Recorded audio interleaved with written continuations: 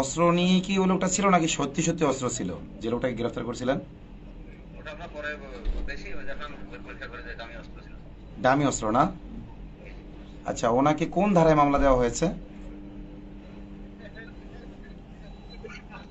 Hello, মনির ভাই। ওই সন্ত্রাস আইনে মামলা দিয়েছে, সন্ত্রাস বিরোধী আইনে মামলা। সন্ত্রাস বিরোধী আইনে? জি জি জি। মানে ওই ধারাটা কি? অস্ত্র না, অস্ত্র ছাড়া দিয়ে থাকি ওই যে ওই ধারায় বৈশিষ্ট্য এরকম সব ধারায় কভার করে না, বৈশিষ্ট্য হচ্ছে এরকম যে অস্ত্র দেখিয়ে যেটা ভাইরাল হয়েছে আর কি, জি এটা জি জি। হচ্ছে আর কি ওই যে সে অস্ত্র প্রদর্শন করেছে এরকম বিষয়টা, এই বিষয়টা কোনো মহামারী কোনো বিষয় না, জাস্ট আইনের ধারায় কভার করা যায়। মানে এটা সন্ত্রাস দমনের 2009-এর কত কত? ওটা তো খেয়াল নাই ভাই, ওটা তো দেখে বলছে ভাই। মনির ভাই, মনির ভাই শোনেন, আপনি আপনার কণ্ঠ কাঁপছে কেন? আমি স্বাভাবিক কথা না বলছি, ভাই, আমি ওই যে আপনি ইয়ে একটু আছি, কোঅপারেট করেন। শোনেন শোনেন শোনেন। মাস্ক পরা, আমার মাস্ক পরা আচ্ছা ভাই। আচ্ছা মনির ভাই শোনেন, আপনি একটু কোঅপারেট করেন। আপনি আপনার আপনি আইন শৃঙ্খলা বাহিনীর লোক, আপনি দেশের শৃঙ্খলা রক্ষা করার জন্য যেটা ভালো মনে করেছেন করেছেন। মাস্ক পরা, আচ্ছা, এখন আমাকে তো ধরেন ওই বাদ মানে মানে আপনি যাকে অভিযুক্ত বলছেন, আমাদের ভাষায় তিনি ভিকটিম, তো ভিকটিমের পক্ষ থেকে আইনি সহায়তা চাওয়া হয়েছে। তো আমরা কাউকে আইনি সহায়তা করার আগে তার সম্পর্কে আমাদের জানতে হয়, বুঝতে পারছেন? যে আমরা আসলে সহায়তা কতটুকু করতে পারবো কি পারবো না, এটা জি ভাই। জানতে হয়।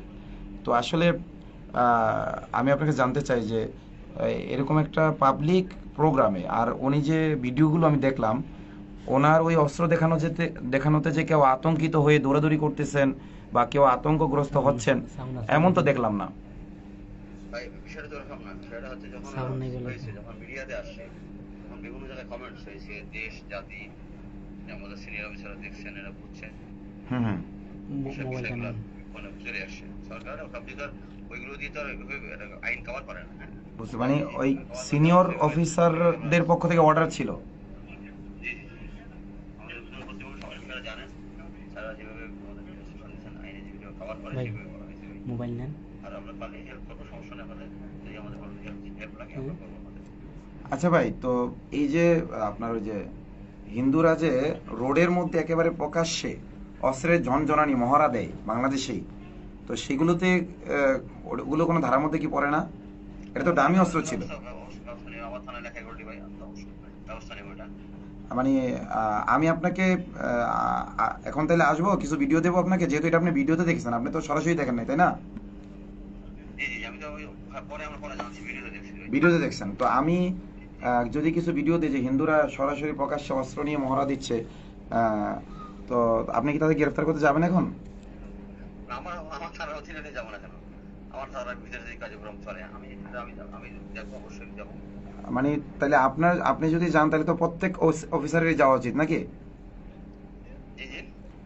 আর মানে আপনার এরিয়ার জন্য এক আইন, অন্য এরিয়ার জন্য আরেক আইন, এমন তো না মনে হয়, তাই না? না না না, সবার যদি শোনা না, আমি বলে আমার তো থানা জুডিশন আছে, আমার আওতার যদি এরকম পড়ে, তো অবশ্যই আমি আইনগত ব্যবস্থা নেবো। সিনিয়র অধিকার কর্তৃপক্ষের নির্দেশে অবশ্যই আমি এটা আইনগত ব্যবস্থা আচ্ছা, নেবো। ঊর্ধ্বতন কর্তৃপক্ষের নির্দেশ, মানে ঊর্ধ্বতন কর্তৃপক্ষের নির্দেশ, আমি এই যে এইটা না আমাদের জুলাইয়ের পূর্বে ছিল যে ঊর্ধ্বতন কর্তৃপক্ষের নির্দেশে আপনারা এটা করছেন। আপনার তো একজন থানার ওসি হিসাবে আইনে যা আছে আপনি তাই করবেন। হ্যাঁ, সেটা তো অবশ্যই, আইনে তো অবশ্যই কিন্তু আছে, এই আইন যে তো আপনি এখন কিন্তু যোগ আইনের করলেন যে সাথে পরামর্শ করে, আমি ওরা বলি নাই, মানে আইনে পরামর্শ করে, আইনে যেটা পড়ে সাথে আমাদের, আমি তো আর একা বলছি না, আমাদের আরো কর্তৃপক্ষ আছে, সাথে আলোচনা করে এটাই বলছি।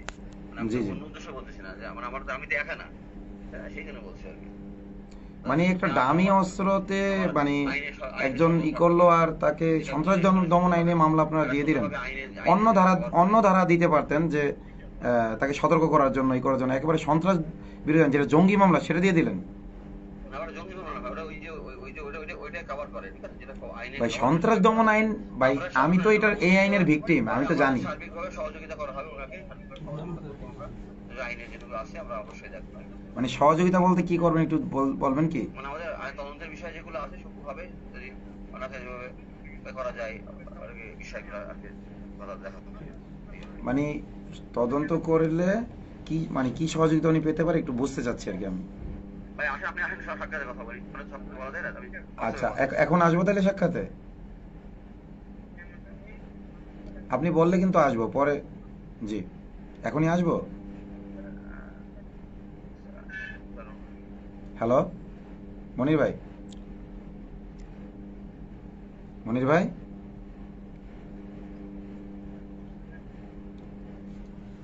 আপনি আসতে পারেন, সমস্যা নেই ভাই। হ্যালো, আসসালামু আলাইকুম। হ্যালো, এখনই আসবো? আপনি আসতে পারেন, মন চাইলে আপনি আসেন। আপনি, কালকে আসেন স্যার। আপনাকে থানায় মানে আমার কথা বলেন, আমার স্যার আছে, কথা বলেন ভাই। দেন দেন, ওই যে স্যার আছে। দেন দেন রিসের কাছে। জি, আসসালামু আলাইকুম ভাই। ওয়ালাইকুম আসসালাম। এসি উত্তরা বলছিলাম ভাই। ও, ভালো আছেন? ভাইয়ের নাম কি? ভালো আছি ভাই।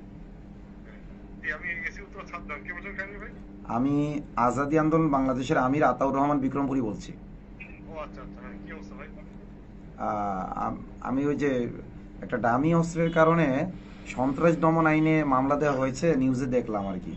হ্যাঁ তো এইটার জন্য ফোন দিলাম যে আসলে লোকটা বেকুফি করছে, বোঝা যাচ্ছে যে সে একটা মিছিলের মধ্যে এভাবেই করা হয়তো ঠিক হয়নি, কিন্তু এই জন্য কি সন্ত্রাস দমন আইনে মামলা হয় তার নামে? ভাই, এটা হবে কিনা সেটা হলো আপনি আসেন, আপনি থানা আসেন, তো আসতেই যাচ্ছেন, আসলে এই নিয়ে কথা বলা যাবে ভাই। আচ্ছা, তাহলে আমি একজনকে পাঠাইছি, হ্যাঁ, আপনি তাকে কোঅপারেট করেন। মাওলানা আলতাফ হুসাইন, উনি বৈষম্যহীন কারামুক্তি আন্দোলনের কেন্দ্রীয় জয়েন্ট সেক্রেটারি। হ্যাঁ, আমরা তো আছি, আমরা এখানে আছি, থানায় আছি ভাই। জি জি, যাচ্ছেন, ওনাকে একটু আইন কানুনগুলো একটু বুঝাই দিয়েন। আরেকটা বিষয় হলো, ওই যে হিন্দুরা যখন রাস্তায় প্রকাশ্যে ধারালো অস্ত্র নিয়ে প্রদর্শনী করে, ওইটা কি কোনো আইনে পড়ে নাকি ওদের জন্য ছাড় আছে আলাদা? না, এটা ভাই আমাদের এটার সাথে তো এটা রিলেটেড না ভাই। না না, আমরা গতকাল একটা যেটা মিছিলে যেটা হয়েছে ভাই, জি জি, এটা তো ওই যে শ্মশান পূজার নামে যেটা করা হয়, একবারে অস্ত্র নিয়ে যেটা মহড়া দেওয়া হয় শ্মশান পূজার নামে, ওইটার ব্যাপারটা বলতে চাচ্ছি আর কি। ঠিক আছে, আপনি আসেন না, না না, ওইটা কি আইনের মধ্যে পড়ে কিনা এটা জানতে চাচ্ছিলাম। আপনি আসেন, আসলে কথা হবে ভাই। আচ্ছা, আমি লোক পাঠাইছি, ওনার কাছে উনি ইনশাল্লাহ আপনার ওনাকে একটু এই আইন কানুনগুলো একটু বুঝাই দেন, হ্যাঁ। ঠিক আছে, উনি যদি আমাকে বুঝাই না পারে তাহলে হয়তো আমিও আসতে পারি। ঠিক আছে ভাই। মাওলানা আলতাফ হোসেন, হ্যাঁ, বৈষম্যহীন কারামুক্তি আন্দোলনের, হ্যাঁ, উনি যাচ্ছে। ঠিক আছে, সালাম। কেটেছেন? আচ্ছা, আচ্ছা আচ্ছা, এটা ওই আপনি আপনি কি রেকর্ড করছেন? আচ্ছা, তো আপনি আপনার প্রিয় দেশবাসী, সাউন্ড গেছে এখন? হুম হুম। আপনারা শুনতেছিলেন যে আমি ওসির সাথেও কথা বললাম, ডিসির সাথেও কথা বললাম। তো আসলে এই যে মুসলিমদের ক্ষেত্রে তাদের আইন কানুনের আসলে অভাব হয় না, মুসলিমদের ক্ষেত্রে তাদের আইন কানুনের অভাব হয় না, কিন্তু যদি অমুসলিম হয় তখনই তারা আইনের কোনো ধারা খুঁজে পায় না। ঠিক আছে, যেমন দেখেন আপনার ডক্টর সারার হোসেনকে সরাসরি হত্যার হুমকি দেওয়া হইলো, থানায় বোমা মারার হুমকি দেওয়া হইলো, কোনো সমস্যা নেই। অথচ মানে ট্রান্সজেন্ডার যে মুসলিম না, যে যেন সমস্যা নেই। একজন মুসলিম তিনি হয়তো আবেগে একটা দামি অস্ত্র নিয়েছেন এবং হয়তো উনি বোঝাতে চেয়েছেন যে ভারতীয় আগ্রাসন যদি হয় আমাদের দেশে, এখন দামি নিয়ে নামছি, তখন প্রকৃত অস্ত্র নিয়ে নামবো, এটা তো খারাপ কিছু না। এটা তো ভারতের আগ্রাসনের বিপক্ষে উনি অস্ত্রটা ধরেছেন। কিন্তু তিনি যেহেতু মুসলিম, এখন আইন মানে যত ধারায় তাকে ফেলানো যায় এবং যত কঠিন ধারা দেওয়া যায়, এই প্র্যাকটিস হাসিনার আমলে চলেছে। এই প্র্যাকটিস আমরা দেখতে চাই না। আর এই প্র্যাকটিস দেখতে দেখতে মানে ধৈর্যের বাঁধ ভাঙার কথা আমি বলবো না, বাঁধ তো ভেঙে গেছে। ওই যে হয় না যে বাঁধ ভেঙে যাওয়ার পরেও আবার কোনো রকম বাঁধ দিয়ে রাখার যে একটা চেষ্টা, এটা আমরা করতেছি। ধৈর্যের বাঁধ অলরেডি ভেঙে গেছে। তো প্রশাসন মনে হয় চাচ্ছে দেশটাকে অস্থিতিশীল করতে। আমার মনে হয় যে ভারতের ইশারায় তারা চাচ্ছে যে হুজুররা নামুক, তাহলে হাসিনাকে আবার আনতে পারবে তারা। কিন্তু আমি বলতে চাই যে হুজুররা যদি নামে, হাসিনার ফিরে আসবে তো না, বাংলাদেশে অস্থিতিশীলতা হবে, হয়তো রক্তের একটা বন্যা বয়ে যাবে, কিন্তু ভারত টুকরো টুকরো হয়ে যাবে। ভারত যে ষড়যন্ত্র করতেছে বাংলাদেশকে পেটের ভিতর নেবে, বাংলাদেশকে সে হজম করতে পারবে না। বাংলাদেশ বোমার মতো বিস্ফোরিত হবে ভারতের পেটে, এবং ভারত টুকরো টুকরো হয়ে যাবে। এবং ভারত সে পথ থেকে হাঁটছে। কোরআনে এমন এক জানালা যা দিয়ে ভবিষ্যৎ পৃথিবী দেখা যায়, কোরআনের জানালা দিয়ে আমি এমনটাই দেখতে পাচ্ছি। তো ভারতে যদি শুভবুদ্ধির উদয় হয়, তাহলে ভারতের